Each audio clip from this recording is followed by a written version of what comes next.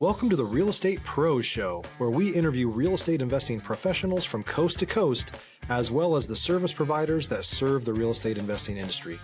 Our goal is simple: share what's working now to help you improve and scale your business to the next level and meet the pros that can help you get there.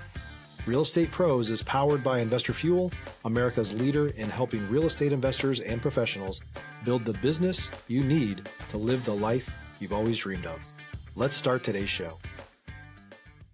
Property insurance for real estate investors doesn't have to be difficult, but it does need to be there to protect you when you need it. MyInvestorInsurance.com not only provides insurance at 15 to 30% cheaper than traditional agencies, it's built specifically for real estate investors like you. You can set up an account in about 2 minutes, get quotes on properties, turn on and turn off insurance for your fix and flip or rental properties in around 2 minutes without having to talk to anyone directly, all through our portal. There's no better way or faster way to make sure you've got the coverage you need to protect you, and no more lengthy policies either. Once you're set up, you're billed monthly and prorated by the day for however long your policy is active. It's powered by MSI, the third largest independent MGA, with 1.5 million customers and more than $1 billion in cumulative premiums written. Get set up today in about 2 minutes at myinvestorinsurance.com/fuel. Welcome back to the show, where we interview the nation's leading real estate entrepreneurs. It's your host, back at it again, Stephen Schmidt in the house. And you already know you're going to get some value out of this episode today. I got Wes Barefoot in the house. If there was a cooler name, I wouldn't know it. And we're going to hop right into talking about Wes's experience. He's a franchise consultant. He's been doing that for a number of years and basically helps individuals explore business ownership through franchising.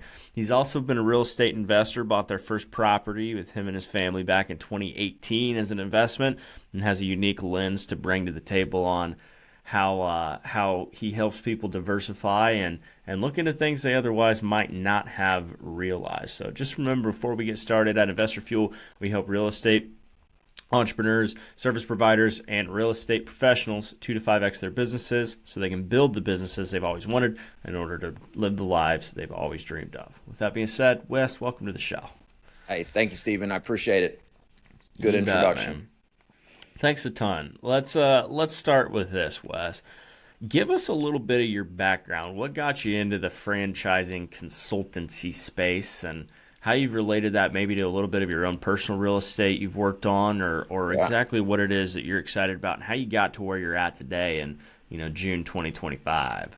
Yeah, probably, like for most people, bit of a winding road, and I definitely did not set out with franchising on my radar. I fell backwards into franchising. A few years out of college, ended up working for a small startup in Wilmington, North Carolina, where we live, and these guys had just started franchising their business about a year before I started working for them. So that's how I got into franchising.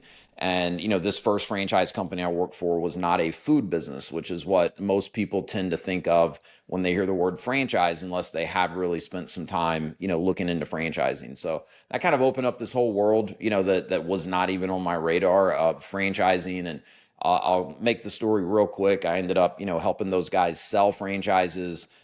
We took that to a national brand. That opened the door for me to go work for another franchise company called Shelf Genie, which was when my wife and I bought our first franchise business, which was back in 2016. We still own that franchise today. It's been a very lucrative, very lifestyle-friendly business for us, which has put us in a position to do a lot of other things, including me start my franchise consulting business, and some of the real estate investing that we've done. So really got into the consulting through working for a number of national franchise brands. Primary role there was helping other people evaluate those franchise opportunities and become franchise owners themselves. And then we took that leap for ourselves and our family back in 2016. And now as a consultant, I get to work with hundreds of franchise companies instead of just one specific brand like I did in the past. And so I'm able to really dig in, get to know the people that I'm working with, understand their goals, their experience, their strengths, their interests, and then I can match them up with the right types of franchises based on all of those things.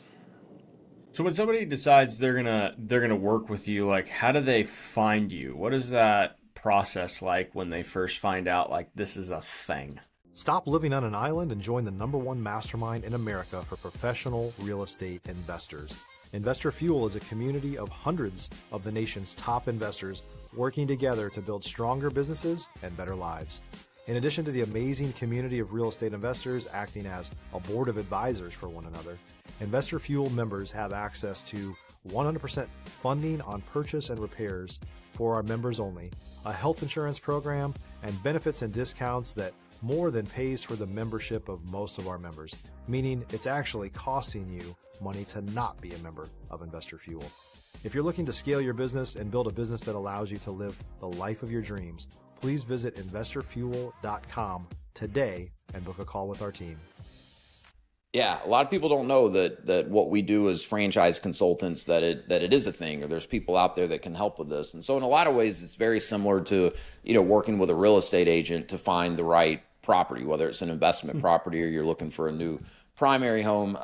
So, a lot of different ways. Like my favorite way to connect with people is through referrals, right? Other people that I've worked with and, helped get into a franchise. And, naturally, anytime someone opens a business, franchise or not, people ask them, hey, how'd you get into this? How'd you find out about this business? And so get a lot of referrals from people that I've worked with in the past. I host a podcast as well called the Franchise Unfiltered Podcast. So I connect with people that way.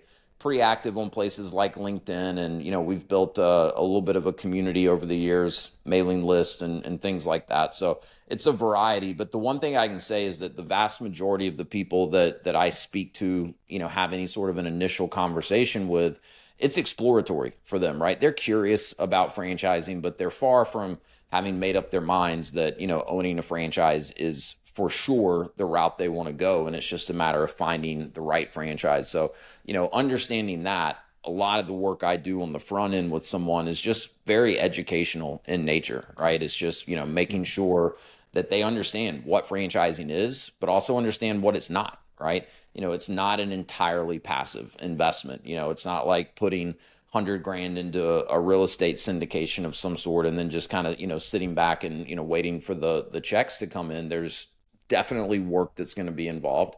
That can look pretty different from the owner's standpoint, depending on the type of franchise. But so there's a lot of education on the front end and just making sure that there's good understanding and realistic expectations. And then we have a process that we go through to make sure that, someone's looking at the right types of franchises based on what it is they're really looking to accomplish. Who's franchising not for? It's a great question because it's for so many people, but it's certainly not for everyone, right? I mean, I don't think everyone out there is cut out to be a business owner. You have the stress of managing employees, dealing with customers, managing the finances. So there's a lot of people out there that I think are just very content, with the stability of or predictability of some sort of a full-time job. So, if you're the type of person that's just never really thought about owning your own business, or that's never been appealing to you, franchising is probably not for you.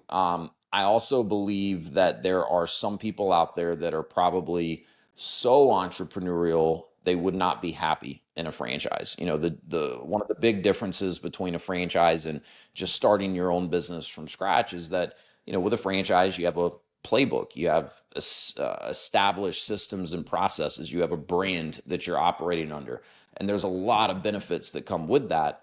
But there's also some limitations, right? When you sign a franchise agreement, you're agreeing to, operate within the parameters that franchise company establishes. And some franchises are going to be more rigid than others in terms of, how much autonomy the franchise owner has to really put their own, touch to the business and try different things. If you own McDonald's, you don't have a whole lot of wiggle room, right? Like that's a pretty fully baked system at this point. There's really only one way to do it, and they're not going to let you branch out from that. The types of franchises my wife and I have owned, which are more service-based type businesses, we're going out into our market, bringing our products and services to our customers. We have a lot more autonomy, right? You got franchisees all over the country with Shelf Genie, the brand that we currently own, that are doing a lot of different things, trying a lot of different things. So I'm not saying franchise ownership is not entrepreneurial, because it is in many ways, but if you're looking for consistent, high-quality leads, look no further than Investor Machine. Investor Machine isn't just another agency. It's the most sophisticated, data-driven lead generation company on the planet for real estate investors, and serves the role of being not just a lead generator for your business, but a marketing partner that is helping you achieve your goals along the way. Go to investormachine.com to learn more and schedule a call with our team today.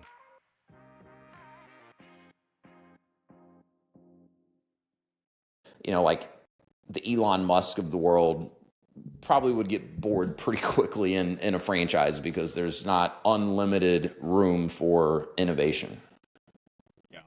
Yeah, totally get that. It's really funny because actually just this last weekend, I completed my annual viewing of The Founder, which is, obviously the McDonald's story. Good and movie. I like to watch that. I like to watch that movie at least once a year. There's a couple. I won't mention my Mount Rushmore of business movies that are not business movies, but there's so much to glean out of it. But to your point, like it's like a McDonald's system. The fries are always going to be over to the left. The number one's a Big Mac, and you're always going to walk down the hallway to the right to find the bathrooms. No matter where you're at in the world, right? You might have to walk, across a chicken coop in Israel, which is a real story that I've heard, but it's still down the right hall on the right to find the bathroom. So, pretty interesting stuff. But to your point, what are some of those flexibility pieces with like the service-based businesses? Because I know when I hear service-based, I think kind of some of my background, it's the blue collar business, it's the pressure washer, it's the window cleaner, it's the lawn mowing company. Those are like what I think. So how much flexibility do people have to actually kind of also make their mark within an already existing system in some of those types of franchises?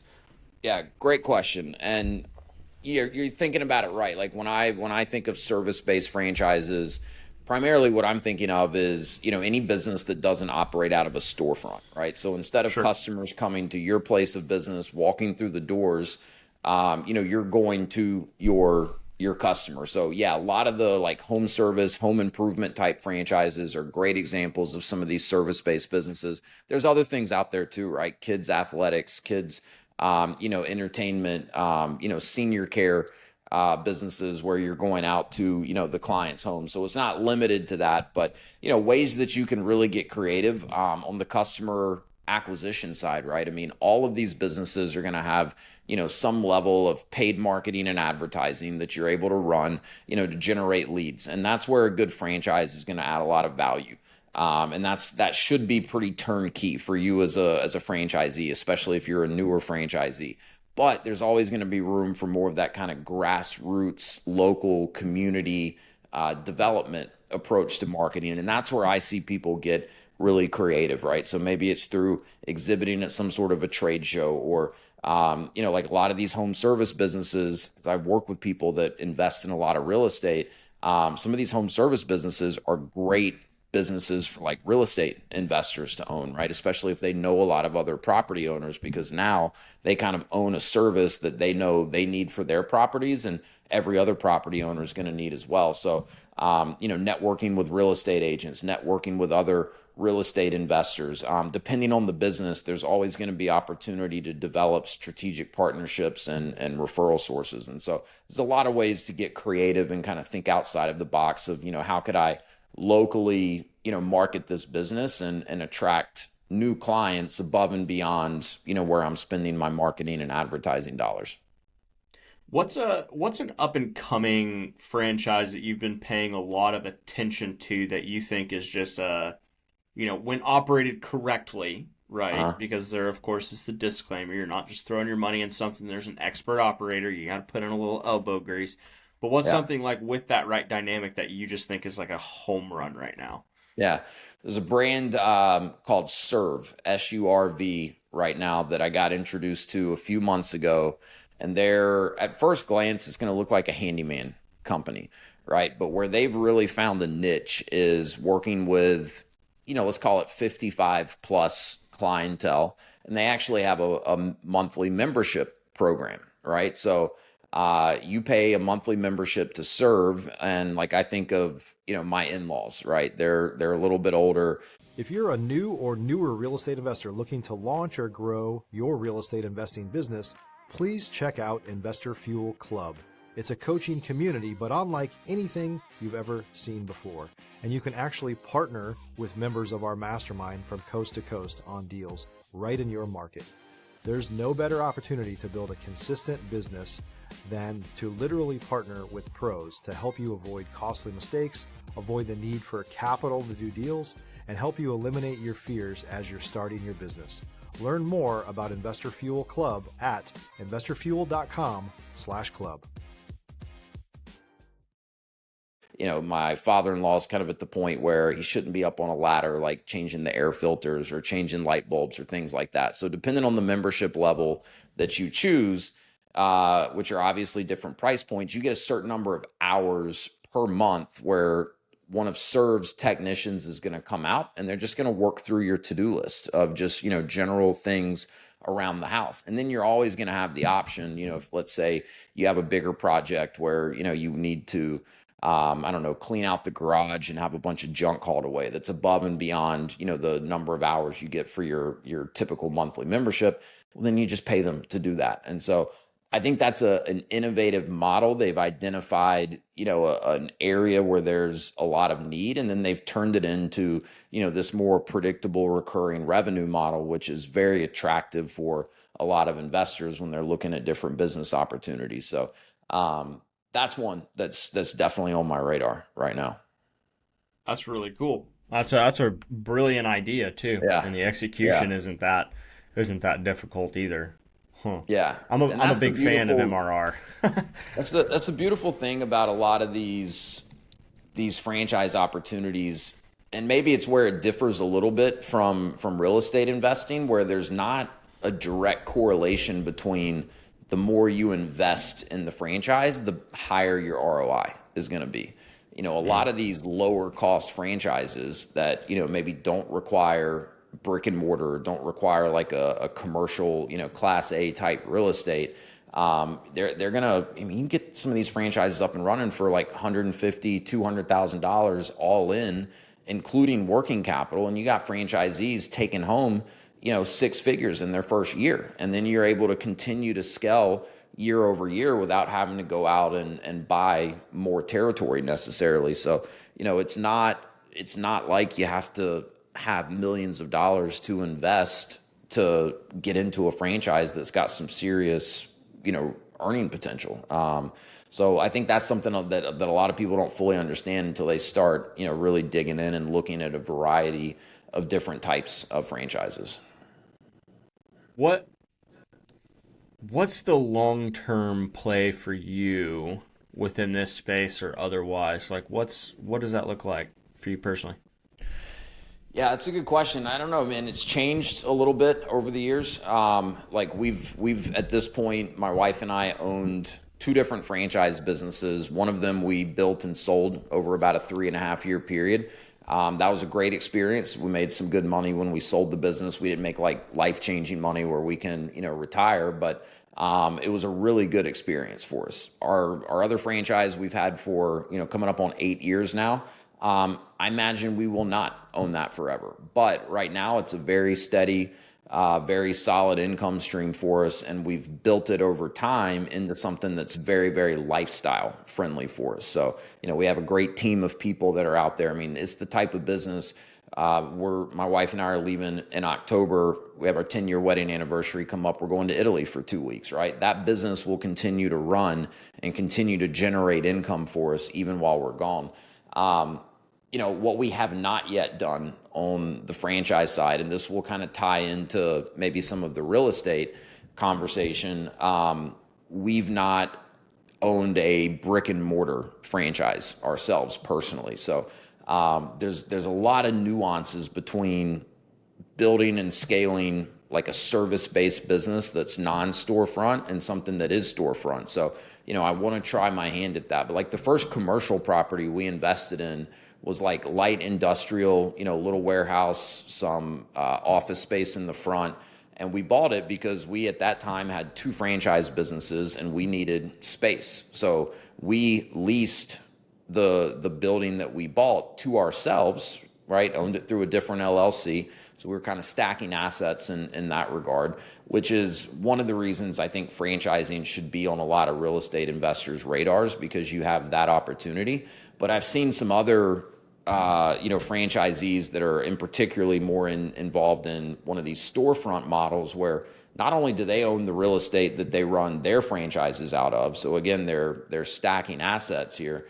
But then, as they really understand what type of real estate that franchise needs, and then they kind of have an inside track into where the franchise is expanding into, they'll go and start strategically buying the exact type of real estate that the franchisees in their system are going to need. So, if they know the guy in Raleigh, North Carolina has 1 location open, he's planning to open 3 more locations over the next 2 years, someone with that type of inside knowledge could go into Raleigh, buy up some of the exact type of real estate that franchisee needs, and then say, look, I've got the perfect spot for you, and you've got first dibs on it before I even put it on the market. So I've seen some people do really, really well using that exact strategy. So that's something that's really, I know this is a long answer, but that's something that's really appealing to me and something that I see us getting into long term. And, it doesn't have to be, like Class A type real estate either. It could be warehouse, industrial.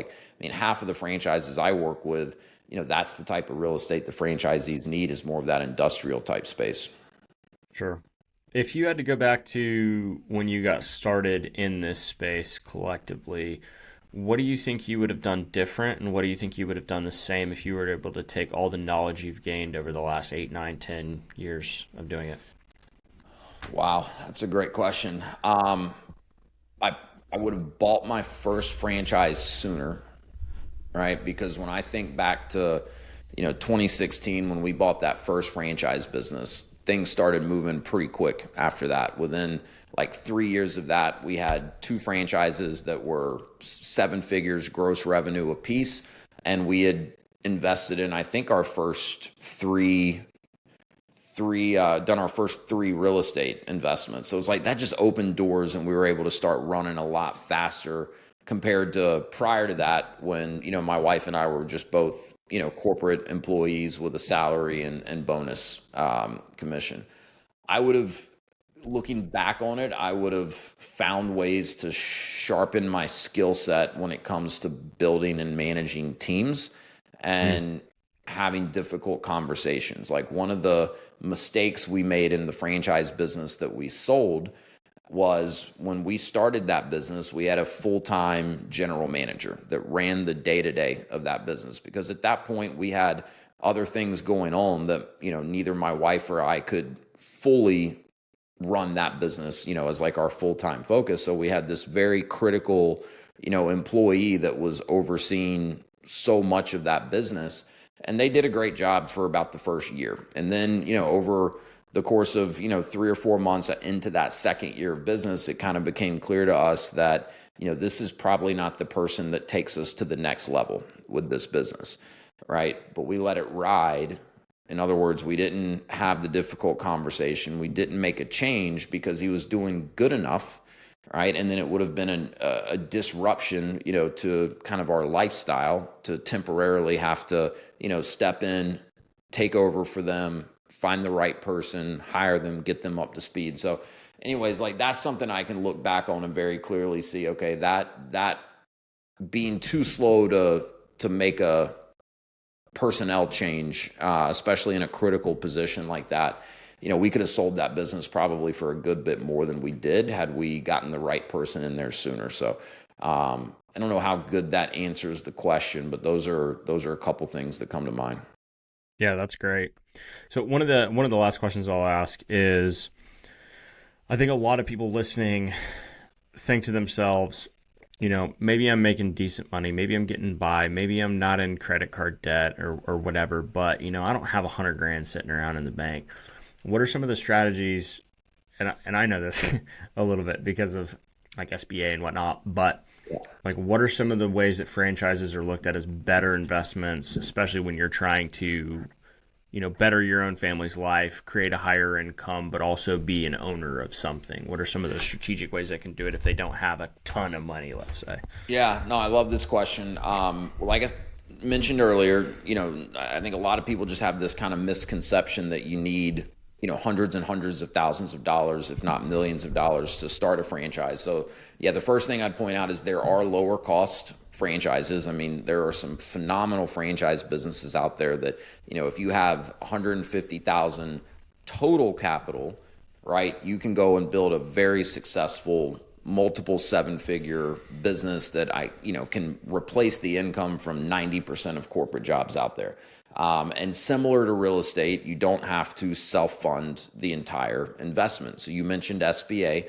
That's very common, and it's going to work very similar to most real estate deals where the bank's going to look for you to put in roughly 20% of the total project cost. So, on a $200,000 total investment, that's about $40,000 that you would need to come out of pocket. And I realize a lot of people aren't yet at a place where they have that type of money on hand. So, depending on how long you've been, working in some sort of a career track, the other common thing that I see people do, which is not on most people's radar, is what's called a rollover for business startups. You'll see it referred to as ROBS as the acronym.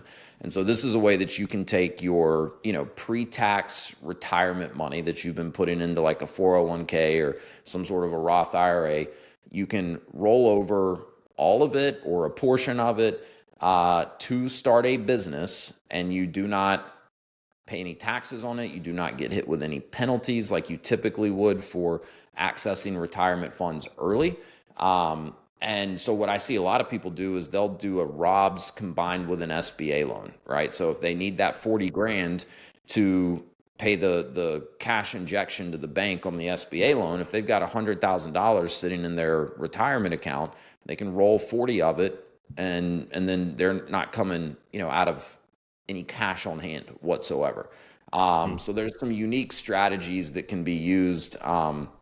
So a lot of it depends on, the individual and, what their assets look like and things like that. But, I've been able to help a lot of people get into franchise businesses that initially just did not think they were in a financial position to have any options available to them. So don't assume that that's the case. And even if you're not yet there, it's good to know like how far away you are, right? And then you've got a little bit more of a, target to work towards.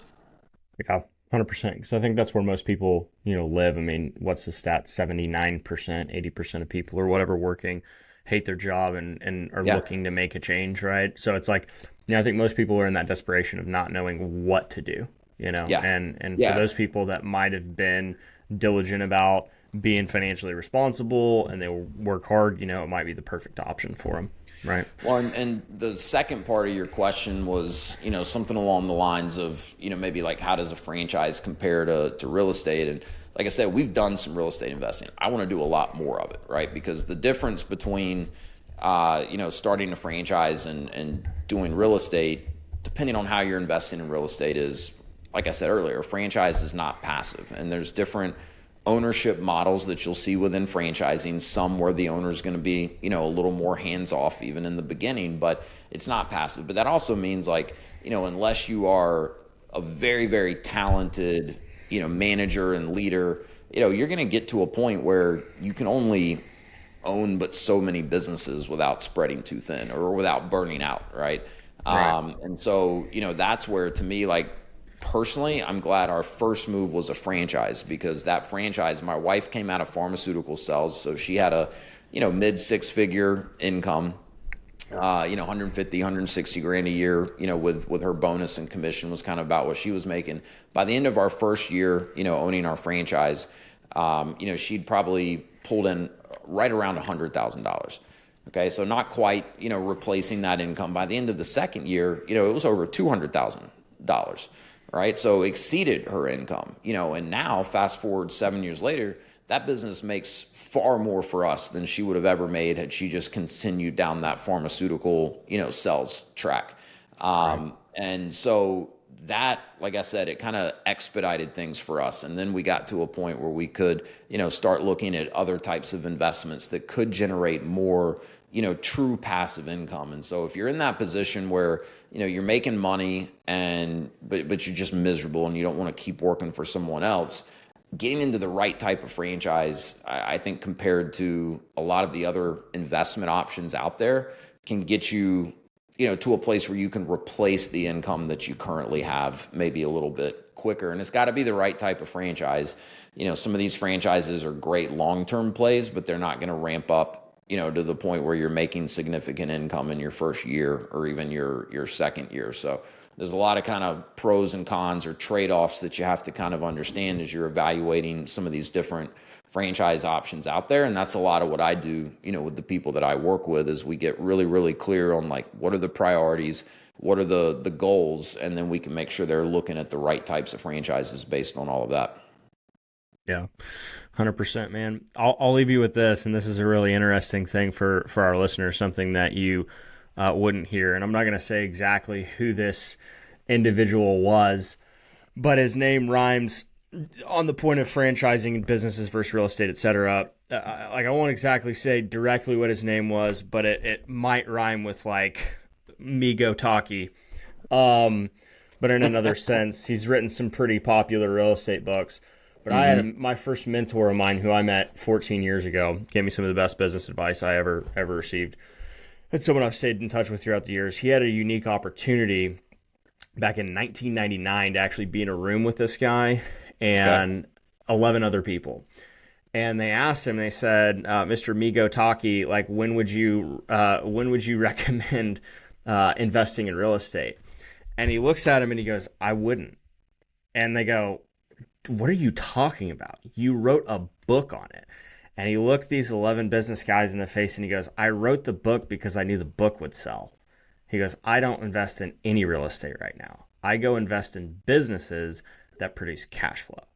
Yeah. And like now he owns like 6,000 doors, right? But so like there is a component to it now, but really interesting anecdotal, alleged conversation that supposedly took place by. There's anyone that's built significant wealth for themselves, that I've ever really studied, they've done it through multiple income streams, right? And multiple asset classes. But I think the one thing that almost every wealthy person has in common is they own businesses and they own real estate. So for me, I've never looked at this as like it's got to be one or the other. I want a good mixture of both, right?